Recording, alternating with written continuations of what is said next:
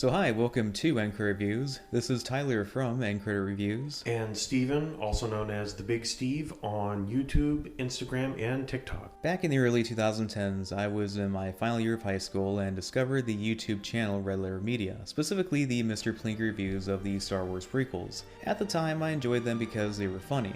I also thought that the critiques were valid because of the way the videos approached them in a way that seemed intelligent and legitimate. These videos were the reason why I stopped watching Star Wars: The Clone Wars and become cynical of the franchise. Even when I decided to rewatch them before The Force Awakens came out, I still had a cynical attitude towards them and did not fully enjoy them. I will also admit that I was one of those people who not only liked The Force Awakens when it came out, but I used the argument that it was better than the prequels. Bottom line, it's better than the prequels, and that's reason enough to see it.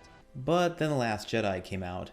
While I did enjoy it at first because of how it tried to get away from the predictability of The Force Awakens, after watching it a second time, it really did become a sobering experience because I realized how bad that movie was. Then it was 2018, and I happened to look into the lore of the franchise as well as the history of George Lucas as a filmmaker. By this point in my life, I was a lot more mature than my former teenage self and reevaluated the prequels. When the time came for The Rise of Skywalker to come out, I found myself not only enjoying the prequels again, but also disliking the videos that once made me dislike these movies. Before I go any further, I want to make it clear that Red Letter Media does make funny and entertaining videos, especially their Wheel of the War series, but I will be going over why those videos on the Star Wars prequels are wrong and how those videos contributed to the denigration of the franchise as a whole.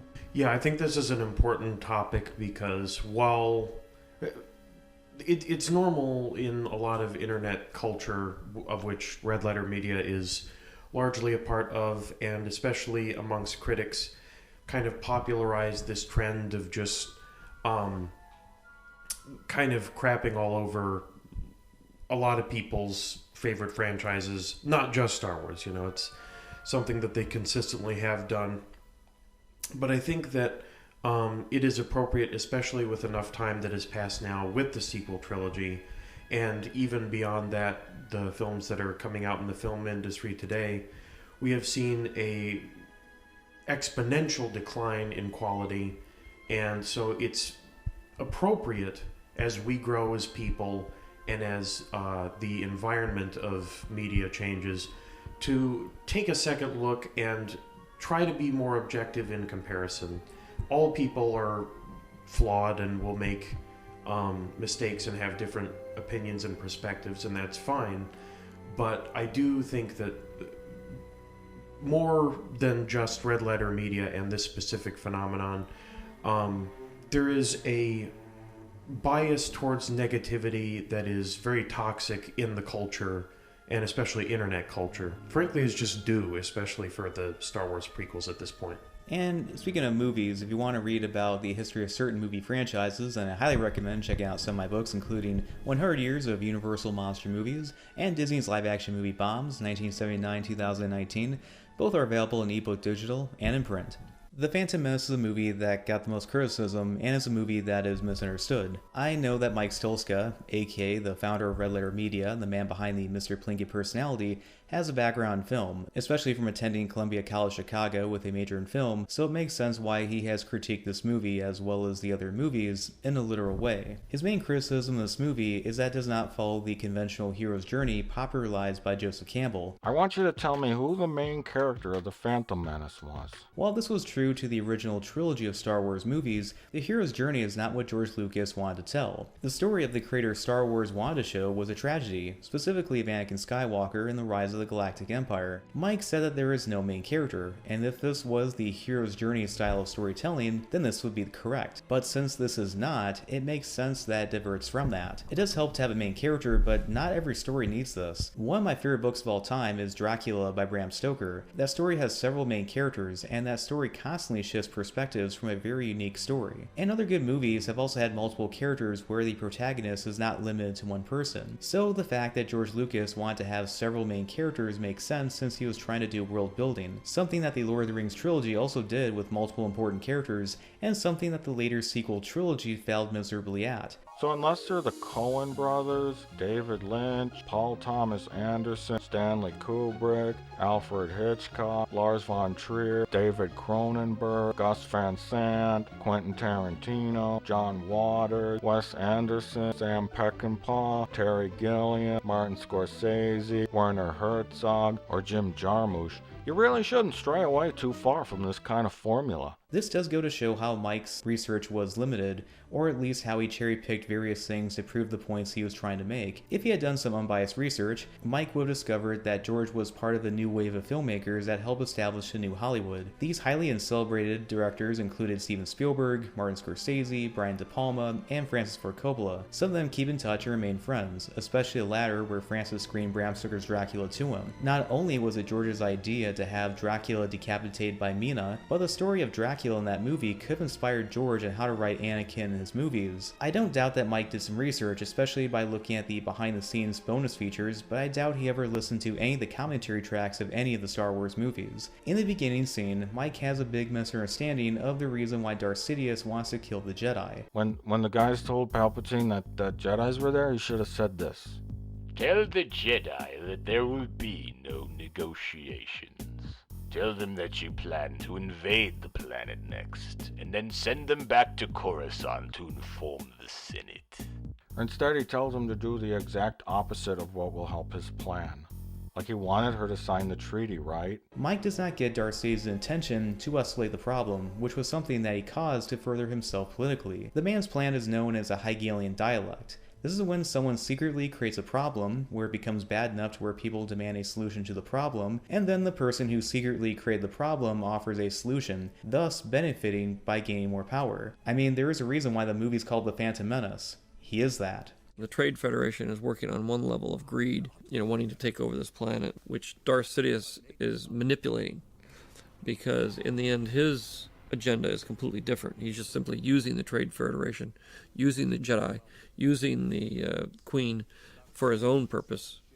He's the puppet master in all these movies. His goal in this one, the whole plot of the movie really, is for Palpatine to become Chancellor. And this whole thing is a large bunch of machinations to allow Palpatine to ascend to the highest office in the galaxy. Much later in the story, Mike tells us that he felt that Qui-Gon Jinn should have done something different to get the object he needed from Watto by basically stealing it. Why didn't Qui-Gon just steal the part from Watto? He could sneak in the middle of the night and just take the part.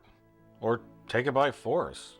And I don't mean that kind of force. I mean choke Watto while Padme grabs the part and they run out of the shop. Stealing is something that a Sith would do, not a Jedi. Plus he does this to get on Anakin's good side because he finds out how high his midichlorians are and wants to set a good example for him. On the subject of midichlorians, I never got the hate for this explanation of the Force. It's science fiction after all, so given a scientific explanation makes sense. When George Lucas made his first Star Wars movie, he only had an idea of the Force and later expanded upon it a few years later. So the creator of the franchise had many years to iron out the details of the Force and how it works, so anyone who gets bent out of shape about this needs to calm down. Bringing midichlorians into it as a device is something that existed from the beginning, but I would never really had the time to go into any explanation, because every time these rather larger concepts come into play, how does the galaxy work, what is the Force, all this kind of stuff, you have to be very sort of cryptic and deal in almost fortune cookie descriptions of things, and so it's very difficult to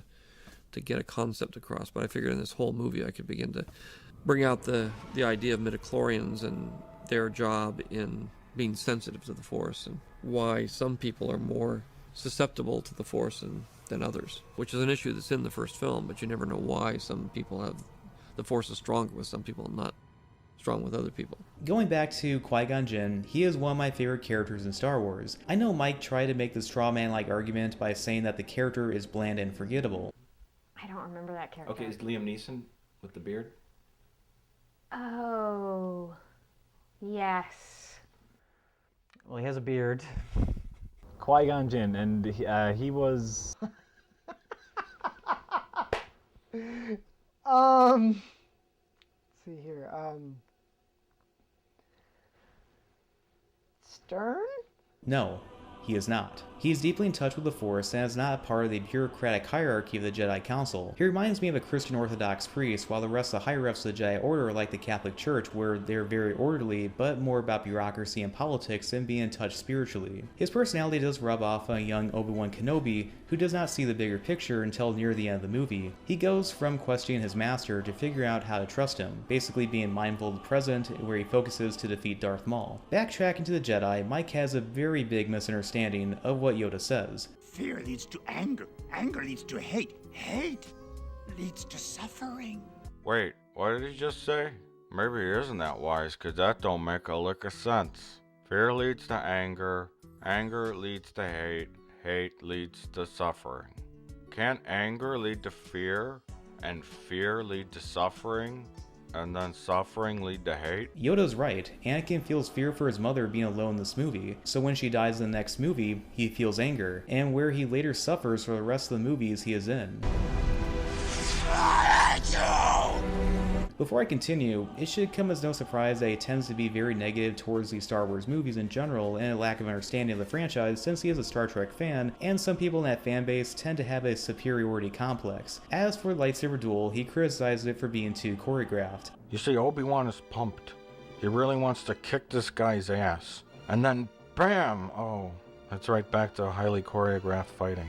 It's like all this was planned out ahead of time. The reason why the lightsaber duels are like this is because the Jedi and the Sith are in their prime, and the other movies were basically an inexperienced young man, an elderly man, and a cyborg who was on a life support system. George also wanted to have the lightsaber fights to be like a fast-acting game of chess. So I just want the form of fighting and the role of the Jedi Knight to be special and more spiritual and more intellectual than just a fighter or a superhero or something like that. In addition, they were going so fast that they had to change the camera speed to properly capture on film. Circling back to what I said about Qui-Gon Jinn, this fight is called a duel of fates for a reason, because if he had won against Darth Maul, then he would have been the proper father figure in Anakin's life to raise him. But since he died, his apprentice did, but treated Anakin more like a brother and sometimes as his boss. As will later happen, Darth Sidious would groom Anakin by being the father figure by stroking Anakin's ego wherever he could personally benefit from it. Yeah, I think there's a lot of good points in this, and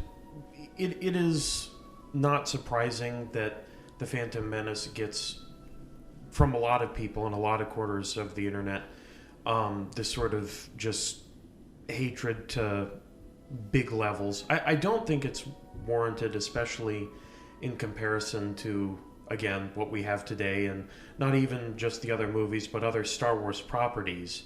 I think it's hard to even say that they have withheld the same standard of the prequel trilogy, but sure, you can point out to specific variables like the child actor for Anakin, some of the decisions like making Jar Jar very important and the Gungans as important as they were to the plot, and then kind of having them in the background but not really notable after that. There are things like that that, to the overall narrative, it does make you question for Mr. Lucas, who apparently had it all mapped out. Did you really? Because it seems like you definitely made some decisions on the fly, and those I think are valid. I was not aware so much of him being a Trekkie, but the nerd phenomenon of fan base gatekeeping that I'm very much aware of, being involved in several different communities along those lines, the biggest among them being the Transformers community. There is so many egos at work, whether people are, big enough to admit it or not, that I would not be surprised if that is a factor. But I agree with you. I think that Qui-Gon, honestly, I'm surprised to hear anyone saying that he wasn't a memorable character, because he is one of the most memorable for the least screen time overall, that I think for the whole, not even trilogy, several trilogies. He left a real important impact. He was kind of that make or break moment for Anakin in a lot of ways. And I think that not understanding some of the basic elements of this is pretty telling. As for the critical perspective, Tyler and I have also been involved in kind of internet shooting from the hip critical space, not super academic, but we did go to some film courses, and that was what my major was in when I was at college. So I have rubbed elbows with a lot of the academic types that similarly, it's a very interesting phenomenon socially, but it is similar to that kind of just nerd gatekeeping of no, there is a right way, and whether you do it or not yourself, I think can say a lot about you, but for understandable career reasons, there is a lot of social pressure to agree to things like the hero's narrative and things like that, having a more objective standard, which for educational purposes, you can see where you want that as a general thing to work off of, to teach people how to write, to compose, to do things like that. But when it's just gospel, when that's all you can do and you can't deviate, I'm not saying that Star Wars is like some super experimental, fan film made out of someone's closet, on a shoestring budget, but it is okay, and I think even good, to challenge those norms. It's not going to work every time. It's kind of a process like life where you get better results and worse results, and hopefully you learn from the worse and try to take what you can from the better.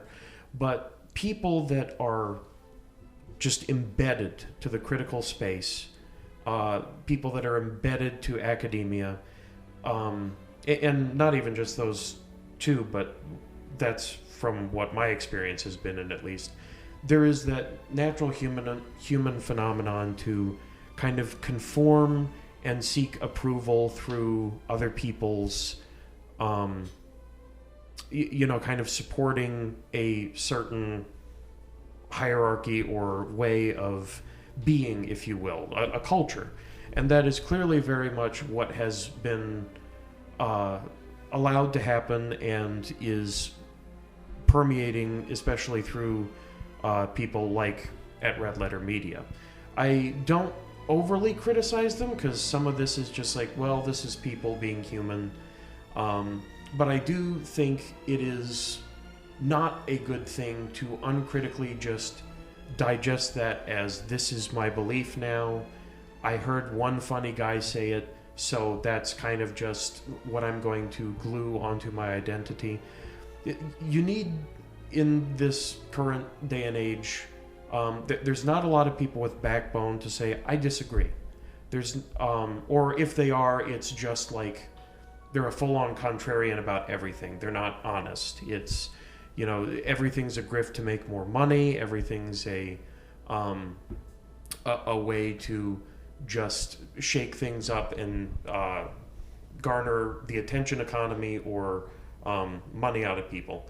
And I think that while Red Letter Media may not be so aware of it, figures like, I always forget his name, but the guy you're talking about, who was kind of the forerunner of this and the Trekkie, he definitely has shown a tendency to kind of be set in his ways and propagate that kind of non-critically, ironically enough, just because that's the way it is. And while that is an understandable practice, we should, especially as people that want to ostensibly create, that want to aspire for things better, that want to be artists, and not just have plug-in AI or just make remakes for the upteenth time. We need to aspire for better. We need to take those risks, and we need to challenge the authority of cultural norms and expectations, especially in areas as kind of rigid as academic hierarchies. You can make arguments with social things like governance and more important aspects, that those can take more time and need more careful analysis. But I'm sorry, a bunch of nerds debating Star Wars versus Star Trek is not solving the Middle East. We need to be able to talk about this in a adult manner and accept things as they are, and learn from them, as opposed to doubling down in the worst capacity. So while I do enjoy Red Letter Media, and I think they do have a lot of humorous takes on a lot of different subjects, I do think they have done some damage to specifically their interpretation of Star Wars, and it's permeated into other subjects that I'm sure we'll talk about at some point, but the prequels have not gotten their fair shot, and I think that already from a new generation kind of coming back to re-examine and understanding why intuitively, even if they can't put it to words, why the prequels are better than the sequel trilogy overall. I think there is some understanding of artistic integrity there, as opposed to just keeping things going the way they are and doing what's easy, which I would accuse Red Letter Media, and more than just them, but the class of the critics and academia is very easily falling into over and over again, and that should be challenged going forward. Moving on to Attack the Clones, the main thing he gripes about is the relationship between Anakin and Padme. It's almost comical how all this is played out. These characters are so flat and uninteresting, and Lucas doesn't seem to know how to write dialogue between two real people. I wish that I could just wish away my feelings. That we basically have to be told that they're in love. It makes sense that he struggles with talking with her. After all, he had feelings for her from the start. Are you an angel? What? An angel. He was raised not to feel love in an attached way by an overly strict religious order, and what young man would not feel excited around Natalie Portman? Besides, we've all fumbled our words on our first date or when asking someone out. So have you. Grown more beautiful, I mean. I don't like sand. It's coarse and rough and irritating, and it gets everywhere. He lets himself go here. It's intended to be overly dramatic, sort of almost even overly operatic in its emotional intensity on his part. He's young, and he's kind of spilling his guts out to her. She doesn't quite know how to deal with this, and it's putting her kind of on the spot. But she ultimately will refuse here to go along with him, which again is a pivotal moment for the rest of the film. So my critique in the romance in this movie is odd, considering how he would hit on a celebrity crush of his. It's safe to say that I am sexually attracted to Kirsten Dunst.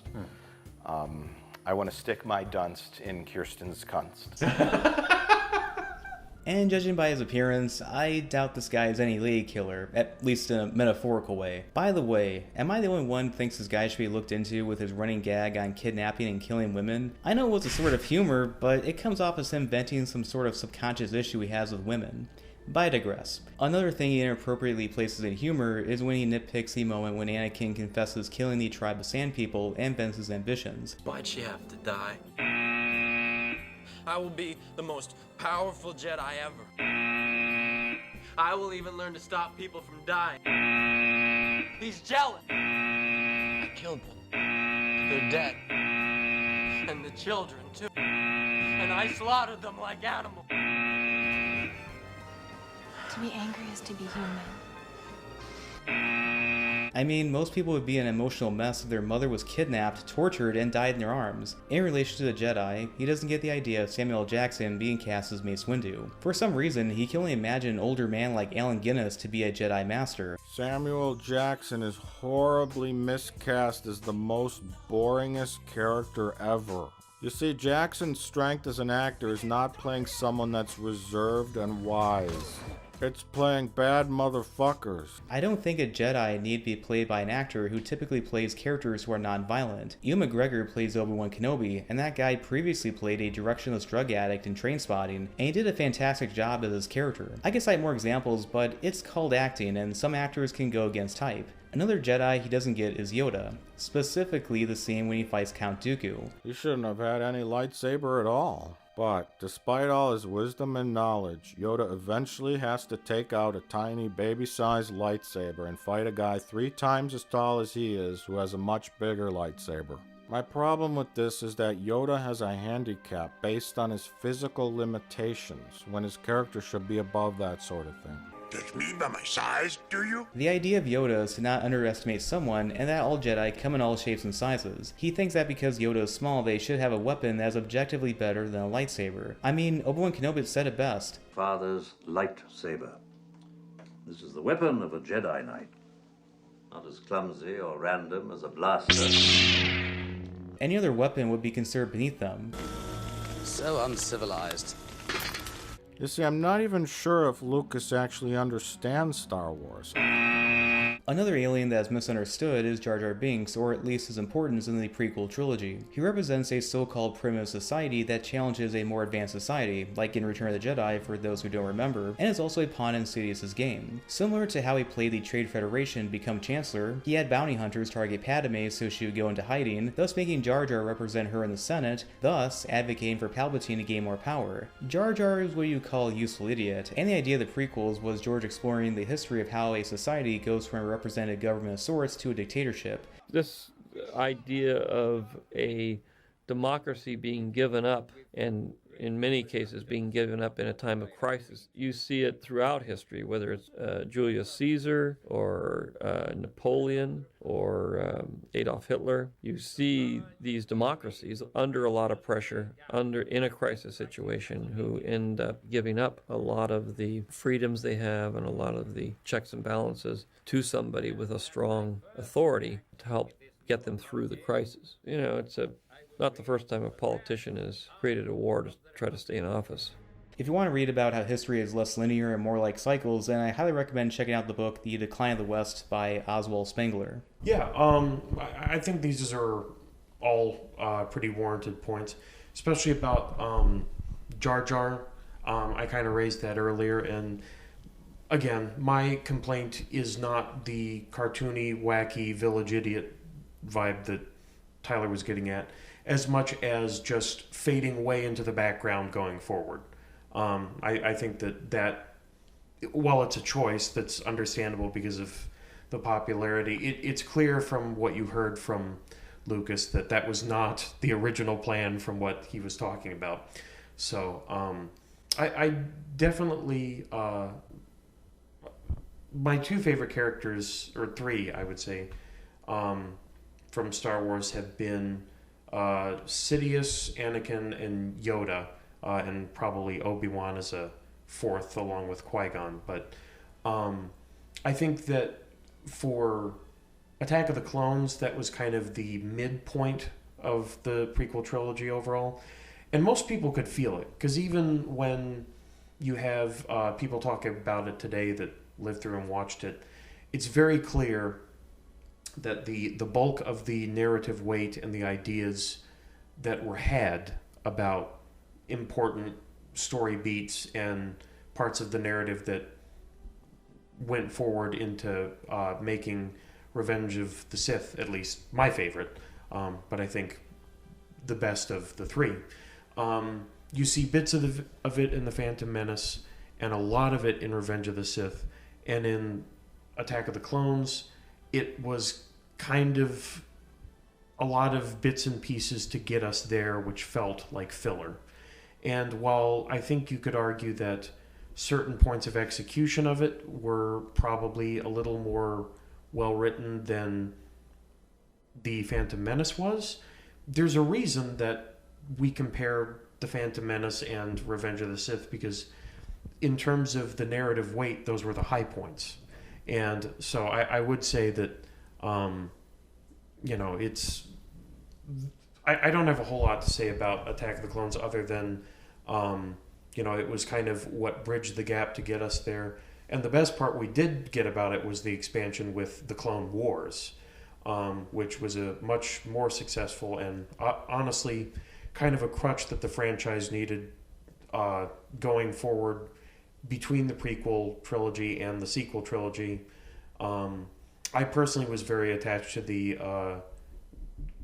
Tarkovsky animated series that was on Cartoon Network before Revenge of the Sith. That one, I think it had a lot of flair that, if you haven't seen, it's free on YouTube, so I would recommend you seeing it. But the aspect of the clones kind of was not super important in the grand scheme of things, which kind of felt like a missed opportunity in Attack of the Clones. Like, it was central to the plot, but it didn't have as much weight until going forward, how it was used with Order 66 and then the Clone Wars series. So that's kind of all I would say. Not a whole lot to add, but I do think that Anakin's mom passing was definitely one of his more interesting character developing moments that was a bit of a red flag going forward. Well, some would argue that Padme's favorite color is red, that's why she ignored all the red flags. That's pretty good. Most people would agree that Revenge of the Sith is not only a good movie, but the best in the prequel trilogy. But in the Mr. Plinky review, the video is a mix of him giving backhand compliments on the movie, assuming that people only liked it because their expectations were low. I think it's hard to be disappointed anymore when your expectations are so low they're right next to fucking dinosaur bones. And taking shots at George Lucas as some sort of Citizen Kane-like person. But in his own way, Lucas kind of became his own Charles Foster Kane. Going from an idealistic young filmmaker wanting to rebel against the system to becoming the system. As for his attacks on George, what do you expect from someone who was as successful with the franchise as he was? Do you want him to be just a nomad living in a trailer and donate all his profits from the franchise? If Mike or anyone else in regular media were in that position, they would do the same as George. By the way, the reason why the dialogue can be a bit stiff is that George wanted to be in the same aesthetic as the serial shorts from the 1930s and 1940s, as well as have the sound effects be like the language of Star Wars. You gotta remember that this whole series of films is based on a 30s genre. On a serial. The acting style is very much from the 30s. Conceptually, it's using the influence and the inspiration of the 30s films as its basis, and the most central of which obviously is the Saturday matinee serial. This would also explain why Anakin at times can be strange in his mannerisms, since he was trying to copy James Earl Jones' voice, and he was playing a character who is emotionally unstable. Don't make me kill you. Don't make me destroy you. And then Anakin is mad at Obi-Wan because Obi-Wan's a meanie head. So they fight, and they fight, and they fight more, and they keep fighting. Again, he doesn't get that Anakin is like this because he desires power. After all, he felt like he never had enough power to begin with to save the ones he loved. Thus, when angelic-like people try to turn him away, he goes to a devil-like person who tells him what he wants to hear. It goes to show how evil people manipulate, either by taking advantage of people's kind nature, or who take advantage of mentally ill people to further themselves. Mike also is dense in his understanding of why George chose to film the Mustafar battle in a soundstage. They could have gone up to the side of some volcano somewhere and filmed them fighting there. Have a guy there with the smoke machine, in a wide shot add in a map painting background or a computer background, have a guy pouring fake lava down the rocks when they're fighting, and have the scene be 5 minutes. Filming at a volcano or some kind of mountain would have been too dangerous, and they also got some real volcano-like eruptions at the time to be included in this movie. It was also part of George as a filmmaker trying to pioneer technology in his movies. The Phantom Menace was the first to be shot with HD cameras, Attack the Clones was the first to be shot with digital cameras, and Revenge of the Sith was one of the first movies to be shot entirely inside soundstages with blue screens and green screens. Speaking of effects, he says that George being not specific enough in describing General Grievous to Ian McGregor was a bad thing. He doesn't even flinch or react to this. He just stands there, probably because Ewan had no idea what he was supposed to be looking at that particular second. But the reason why he acts this way is that Obi-Wan is a stoic character that does not flinch against someone he has fought before. It makes sense that in The Mummy when Benny reacted to Imhotep as the way he did because he is a cowardly weasel facing a walking corpse. So not every character in a movie needs to overreact to a visual effects shot. Mike also doesn't understand the context of a Jedi confronting Palpatine after finding out he is a Sith Lord. Then they just start walking at what can't even be described as a brisk pace. Yawn. It makes no sense since Palpatine is not leaving the planet, and rushing emotionally is not Jedi-like, as Anakin found out the hard way in Attack the Clones. We'll take him together. You're going slowly on the left. Taking him now! No, Anakin, no! No! Also, Anakin doesn't just sprint in because he's trying to assess the situation and is conflicted on what to do. Of course, Anakin, being the emotional type, is manipulated and turning on Mace Windu, who is going to do the based thing by killing the evilest character in the galaxy, showing how evil people want a society of people who make decisions on emotions. Yeah, no, I agree with a lot of that. I guess I'm not so familiar with Mike's individual takes based on like character analyses of Star Trek versus Star Wars, but I think a lot of this may seemingly come down to just a lot of the more emotional and religious overtones to Star Wars, as opposed to in Star Trek, which is a much more scientific and rigid sort of just but also I would say to a certain extent less exciting, less flashy franchise overall. I do think that while you can say that some of the execution of Anakin's performances, especially in 2 and 3, with the overly emotional way of being, may be a little overdone and hammy in some parts, it certainly got us to the point where we needed to, which was the goal, to kind of explain Darth Vader. And I think that it does tragedy very well and sets up things for the films going forward. That was an interesting point, though, about the digital backdrop being basically like on the soundstage for the majority of that film. I'll have to revisit and see if I can notice that much more comparably between Phantom Menace and Attack of the Clones as well. But I do recall, some scenes kind of being clearly CG at this point, but nothing too...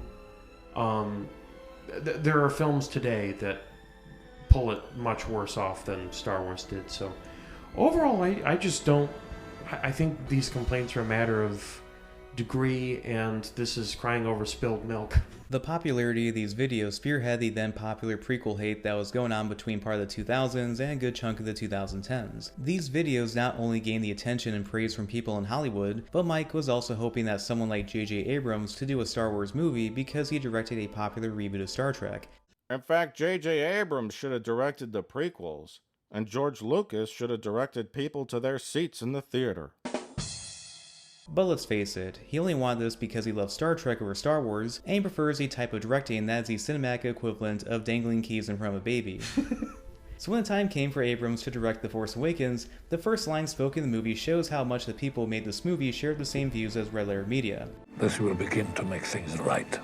Also, because they complained about the prequels having politics, the sequel trilogy actively avoids talking about its politics or even if there's a galactic-wide government. In addition, unlike George Lucas, who had an outline for the story he wanted to tell, Kathleen Kennedy replaced him as the head of Lucasfilm, and the people who made the sequel trilogy had no plan and just made things up as they went along, which is the biggest reason why the sequel trilogy has aged badly. Now in the current state of Star Wars, it has been mismanaged by Kennedy under Disney's ownership, and from a Star Wars ever increasingly separate from its creator, Red Letter Media influenced the culture in taking Star Wars in a disastrous direction. The Mr. Plinky reviews of the prequels also inspired a then popular form of film criticism known as bad faith criticism, in which people will review a movie but be overly negative about it just for the sake of being negative, while rarely offering any constructive criticism. Thankfully, this type of film criticism is not that popular anymore, and I've tried my best to critique movies for the things they get right and wrong. Of course, Mike approved of The Force Awakens because it was a byproduct of the videos he made, and half that video was just him doubling down on the dislike of the prequels. If George Lucas is somehow watching this video, I want to say I'm sorry. I'm sorry for letting my views of some movies be swayed by some cynical person, and at one point copying and pasting talking points from someone else and thinking that they were my own thoughts. I have moved on from this, and I hope others do the same. I agree. I think that's very big of you, and I think that there's a lot of people, whether they outwardly admit it or not, the way the attention is going backwards as opposed to forwards is a clear sign that we had it better in the past. It's very clear at this point. And just as for, some minor things to talk about afterward, not to just comparing the prequels to the sequel trilogy, I do think that Also, the sequel trilogy is part of the times we live in, which is largely what the narrative of the prequel trilogy predicted, which is kind of a overreach and capture of bad faith actors that use the government and I guess you could say to a lesser extent in the narrative corporations, but in our reality it's largely corporate, to basically end up controlling lives and making a lower quality for everyone in the name of just trying to rig a game and an economy for unstable growth to benefit a few as opposed to the many. You know, this was written a long time ago, and it was based on history.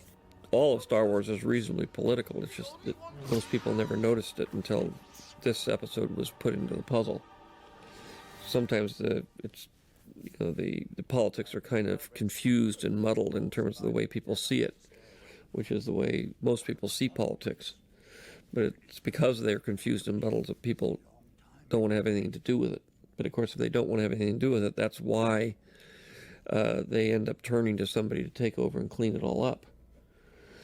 So the involvement here of the Trade Federation and the Commerce Guilds and all these corporations who basically are having too much influence over the Senate, which allows them not to be able to do their job, is what actually starts this whole mess. And Palpatine is able to utilize that corruption and that greed on the part of the Trade Federation to further his purposes. And obviously he's the one that is encouraging the Trade Federation to separate from the Republic and take a bunch of the systems with them that they have a lot of influence over. But all that doesn't become really apparent until you see that he's been using everybody and everything to really achieve the ultimate power. And while that is a more specific and real-life practical application, you can see how side effects of that through the non-risk-taking, the overly safe practice of not putting politics into the Star Wars narrative when it was very important beforehand, as well as separating it from the creator and then trying to force other messages into it, would be a recipe for disaster, whether people are willing to admit it or not.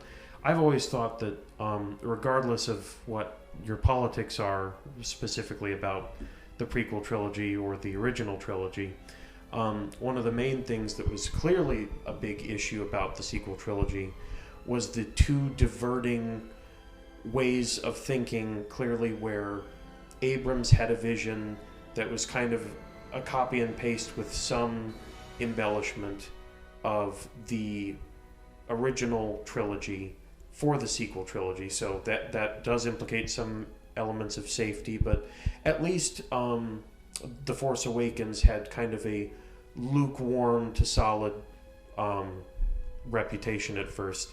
Then it's handed off to Rian Johnson, who turns it from a legacy of the Skywalkers into blowing that up in our face and making it about, the collective, and it's not about the Skywalkers anymore.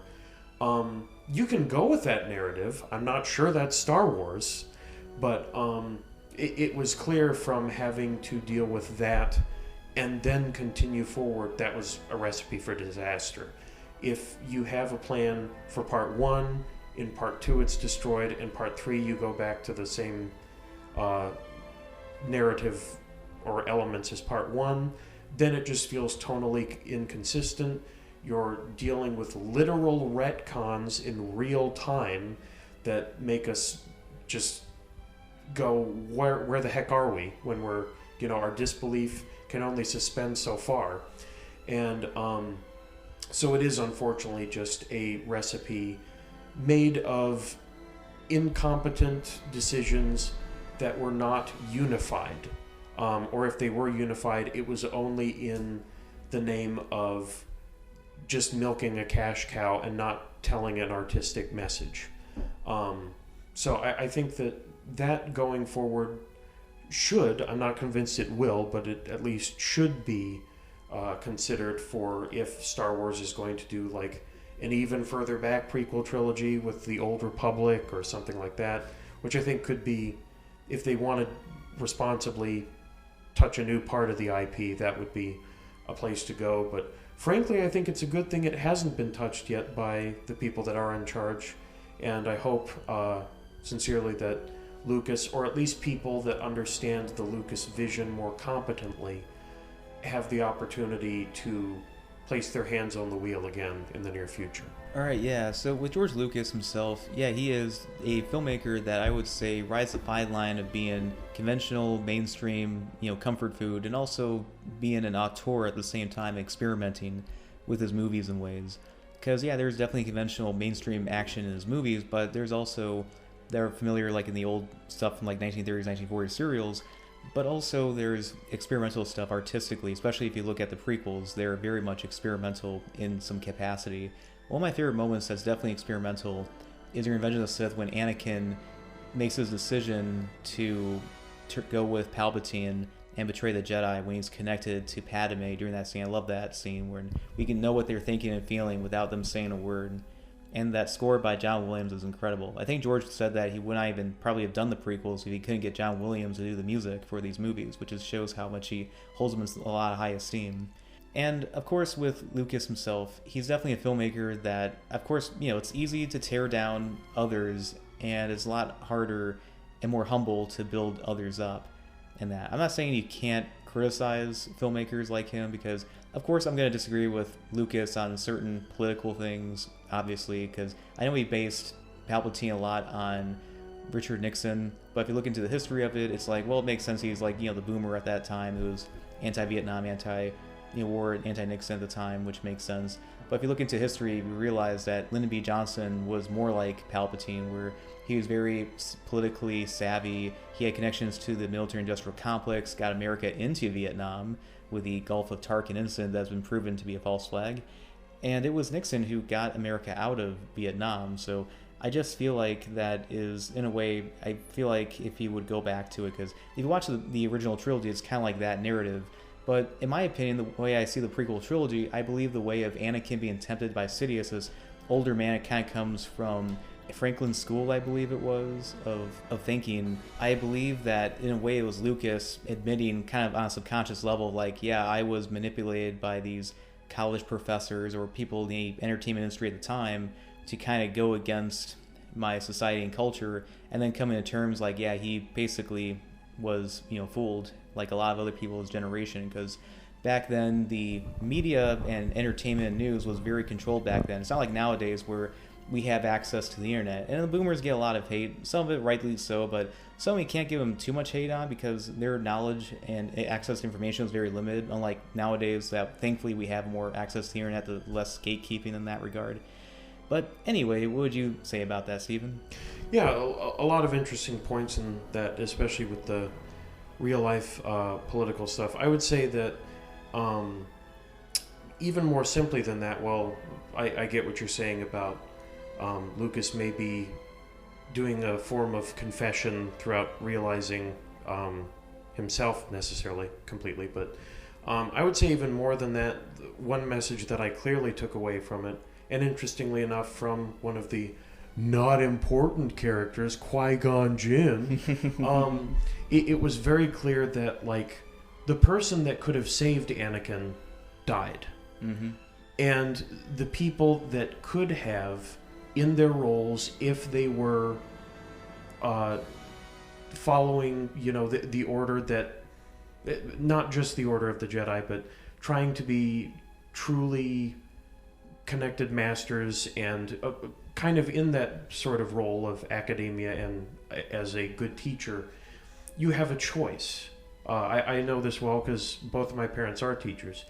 You can just cynically be part of the system and go, forget it, it's all broken, who cares?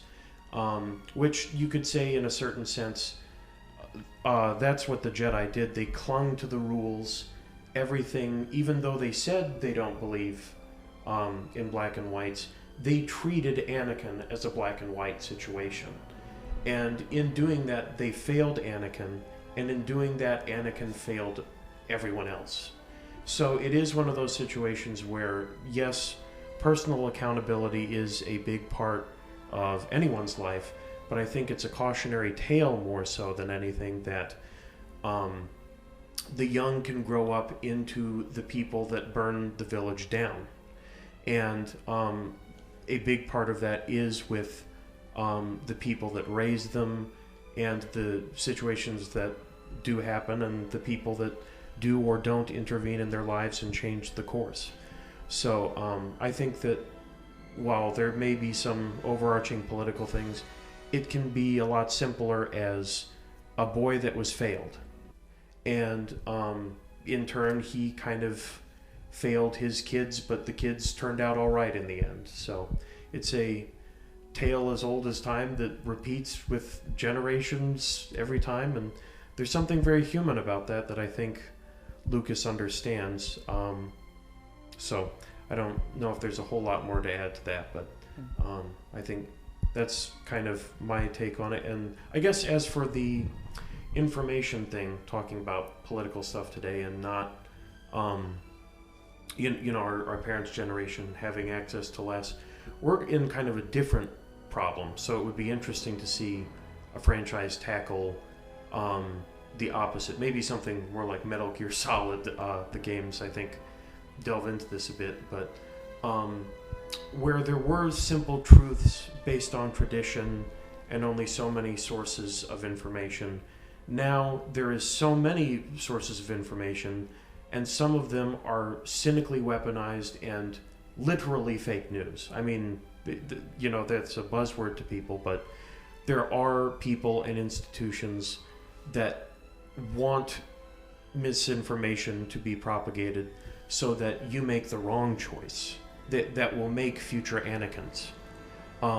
So I would say that that is an interesting thing that we're in the middle of, that you could say the franchise has not perceived of yet, but I would be interested to see a version, since we're kind of living in a very refracted version of the Sidious takeover in at least the United States political dynamic currently.